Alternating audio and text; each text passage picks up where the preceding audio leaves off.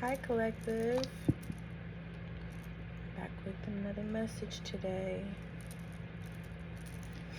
I was hearing before I started this, and even when I was at the gym, like I got a real urge to watch old movies, specifically like old Disney movies, to engage that inner child version of myself and to also look back. I feel like looking back when you're in a certain space is not the most useful thing, but I feel like there could be something significant about taking stock of where you're at right now.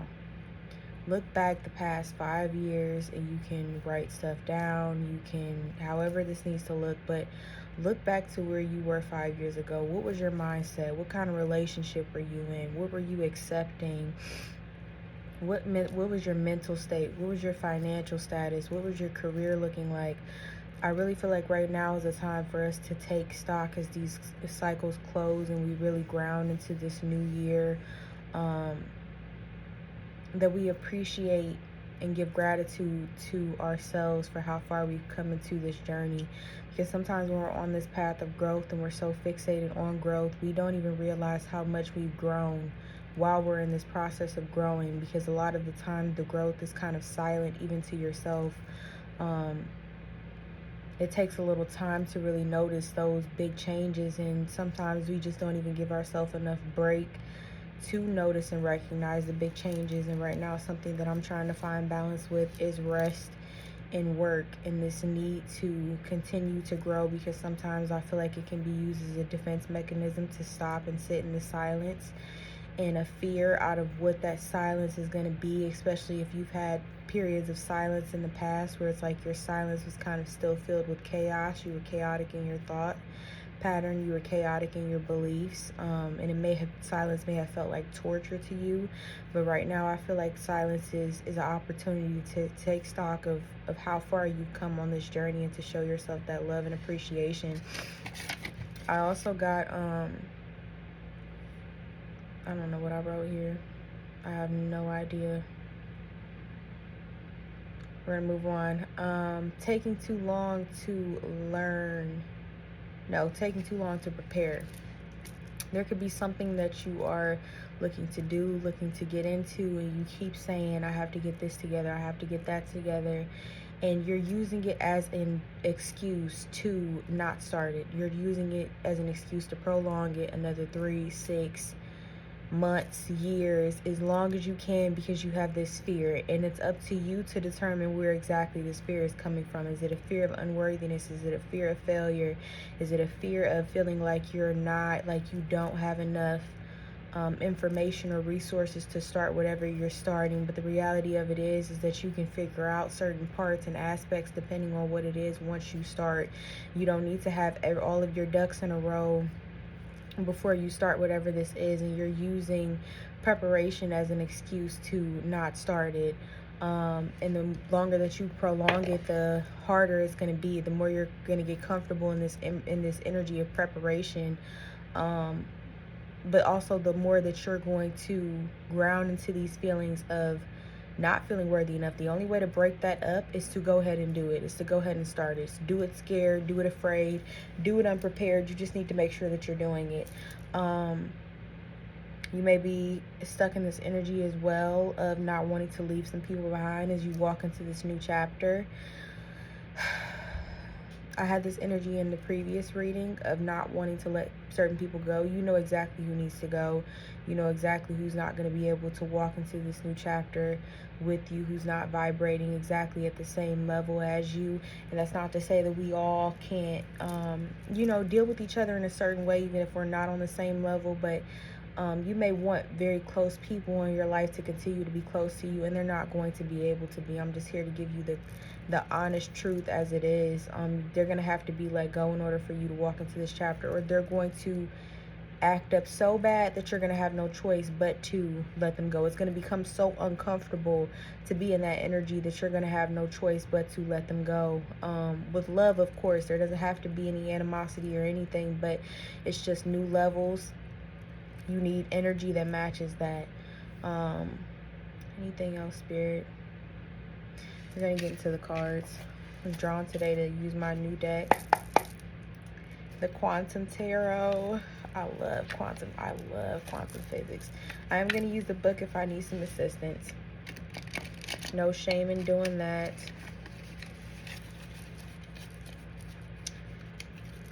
Spirit, please let me know what does collective need to hear. What does collective need to know right now? What does collective need to hear? What does collective need to know right now? New is the theme of the rest of this month, all the way through February until the next full moon. There's a newness, there's a new energy, a good time to start something new, to pick something up that you may have put down, especially with that nostalgia energy. Something that you used to be really good at and connected with when you were a child, that you may need to reconnect that connection with. We got the Eight of Swords. Some energetic interference.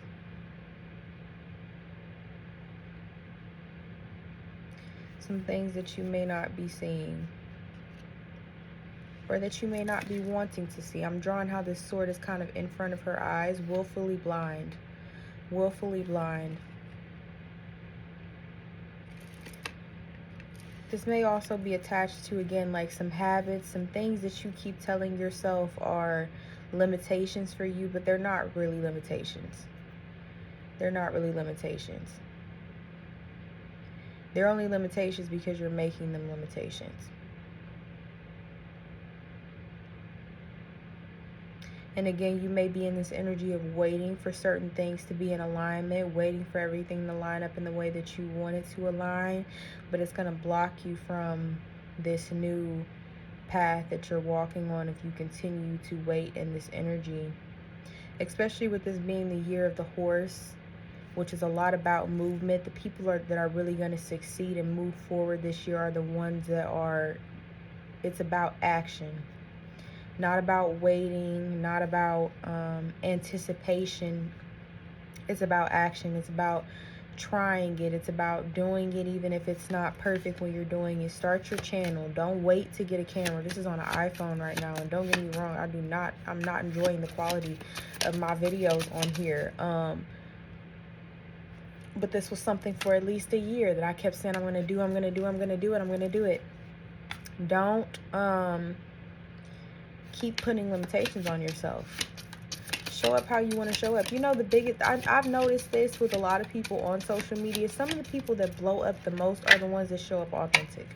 We are in an age right now where we are going back to appreciate. We're so tired of the facades and this, everyone living this so-called perfect life when we all live the same life and know that it's not perfect. We're tired of you know, people presenting in this very inauthentic way. Right now is the time where I feel like authenticity is really being celebrated. It's the best time ever to be yourself and to step out however you are in whatever light that is, and let people see you in your raw and honest form. But you have to accept you in your raw and honest form first, and then you're going to be able to really feel comfortable within that energy.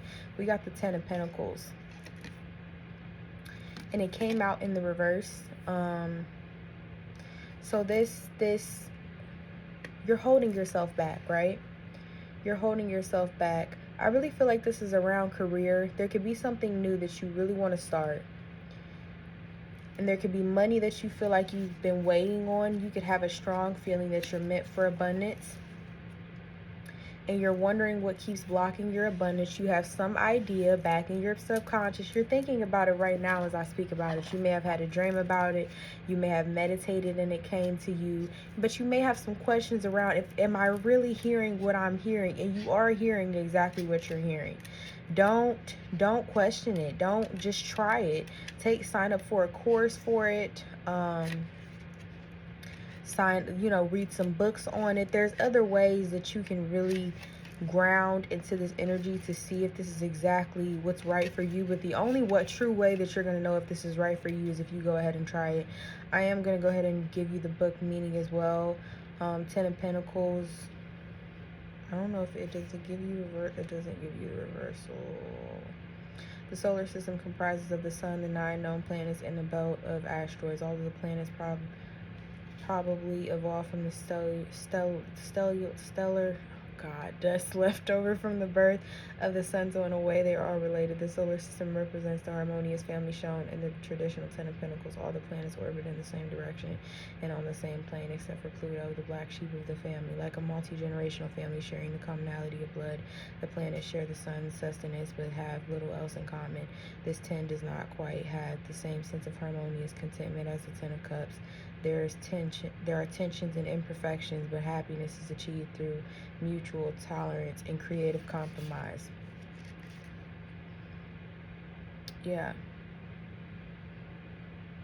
So you could, again, feel like the black sheep of your family, this black sheep energy.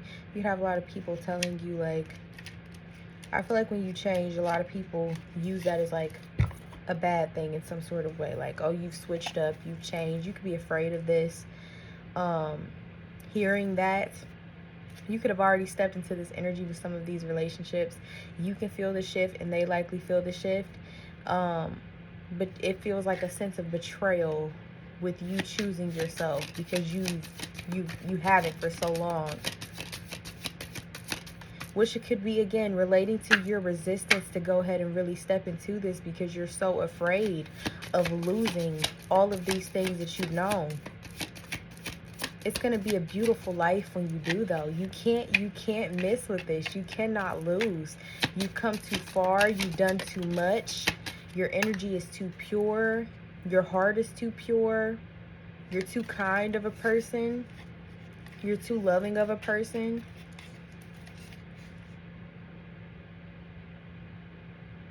You are so, I don't even like the word humble, but that's the best word for your energy. That even when you get to this point, you're never going to be the sort of person that looks down on other people. You're going to be the person that has a ridiculous amount of money and still, you know, you can find them, if you're in a foreign country, walking around barefoot, giving back to the community, giving back to the earth, wearing very much just regular clothes, whatever you feel led to wear. Just a very just wholesome energy, just very you. What's this?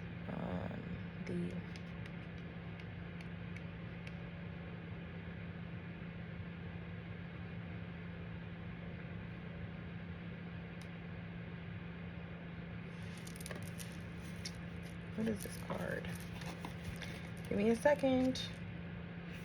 It's the freaking Roman numerals. It's the Star card. That's what I had. That's what I thought. The Star card describes a moment of boundless revelation. It brings creative inspiration and hope of spiritual awakening. What vision is bringing you hope? What vision is bringing you hope? What career endeavor, what creative endeavor are you wanting to start?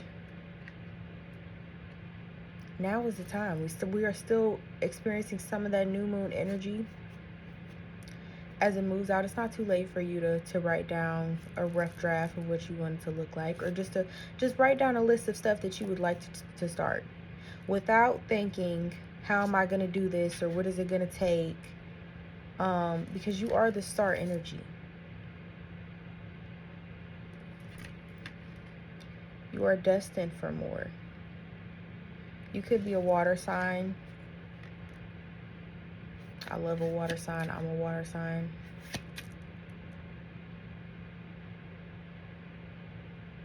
You could be the center of attention right now. I see how in both of these cards, there's like this star energy. There's like a certain, like, I'm drawn to this and I'm drawn to this. Like, you could have a lot of people looking at you, watching you right now. You could feel very watched. This could also kind of contribute to you wanting to feel like you want to hide even more. You're trying to run away from your purpose. You can't. You can't run. You can't hide. You shine too bright. You shine too bright. One of Pentacles. Yeah, when you move through this energy, once you do, because there is no if, just when you move through this energy, it's going to be a restart for your finances. It's going to be a restart for you as far as like career. And you could be very grounded in whatever you're doing right now. So it's not to scare you, but it's going to be, what you're going to be doing next is not going to feel like work. It's going to feel like play. It's going to feel like flow. And it's going to put you even more into that energy of like confidence. Because what else makes you feel even more like just yourself than when you can do exactly what you want to do, when you want to do it, the way that you want to do it. Let's say you're an artist, like, and you just have that ability to just create in the way that you want to create without any sort of limitation or no one telling you how you should create. Like, that's the level of flow that we should all live in. That's why life tends to be so difficult to get through, because we're so bogged down by constantly doing things that we have to do versus doing the things that we want to do. And you're going to be able to step into this energy of doing the things that you want to do. Four of Swords.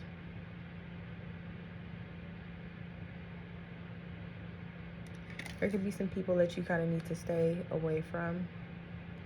I can't say this enough, because we live in this very much like energetic world, right? And we all have this electromagnetic field around us that expands about 5 feet, I believe. And so when we're within each other's close proximity, we have the ability to affect each other's energy. I was noticing when I was saging that I literally felt like it's like negative energy being released off of me, because sometimes you can pick up energy just throughout the day when you're interacting with people, but also like if you have people just giving you evil eye or sending you evil eye.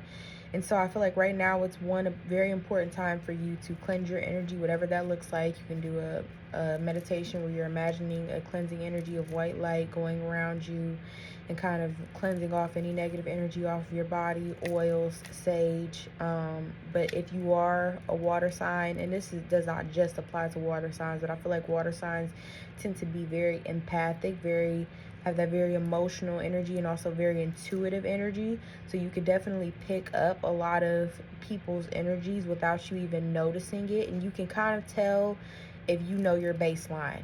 And then if you start feeling kind of bad out of nowhere, or you feel like someone's energy is tugging on yours, you can kind of tell. You can also do a practice with calling back your energy.